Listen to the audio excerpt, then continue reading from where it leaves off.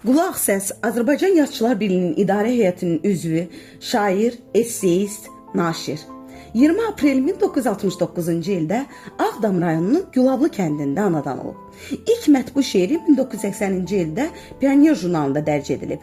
1990-cı ildə Ulduz jurnalında silsilə şeirləri işıq üzü görüb. 1991-ci ildə 168 saat qəzetində jurnalist fəaliyyətinə başlayıb. Azad Azərbaycan qəzetində müxbir, məsul katib, baş redaktor, Azərbaycan televiziyasında redaktor, şöbə müdiri, baş redaktor müavini, müxtəlif qəzetlərdə redaktor vəzifələrində çalışıb. 2004-cü ildə Ulduz Aylıq Ədəbiyyat Dərgisinin baş redaktor müavini təyin edilib. 2014-cü ildən jurnalın baş redaktorudur. Şeirləri 1993-cü ildə Azərbaycan Tərcümə Mərkəzinin Altay Alp mükafatına layiq görülüb. Sonraki illərdə Şahmar Kəbərzadə və Rəsul Rza Beynəlxalq Ədəbiyyat mükafatları ilə təltif edilib. Fikrət Sadıqın xatirəsinə həsr olunan İşıq və Mikail Müşfiq ədəbi mükafatlarının laureatıdır.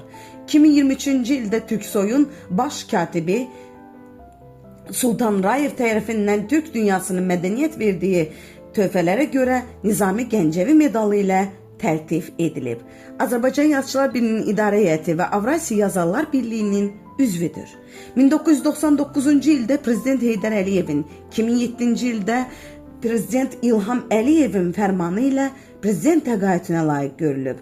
2015-ci ildə Azərbaycan mədəniyyətinin inkişafındakı xidmətlərinə görə əməkdar jurnalist fəxri adını alıb. Ölkədə və ölkə xaricində 7 kitabı nəşr olunub. Əsərləri dünyanın bir çox dillərinə tərcümə olunaraq çap edilib.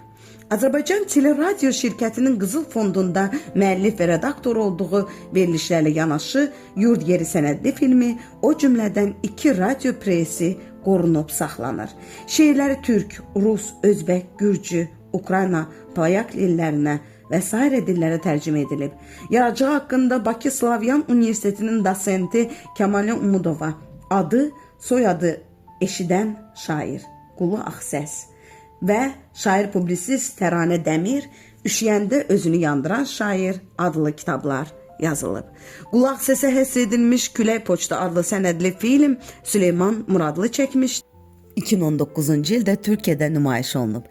Diqqətiniz üçün təşəkkür edirik.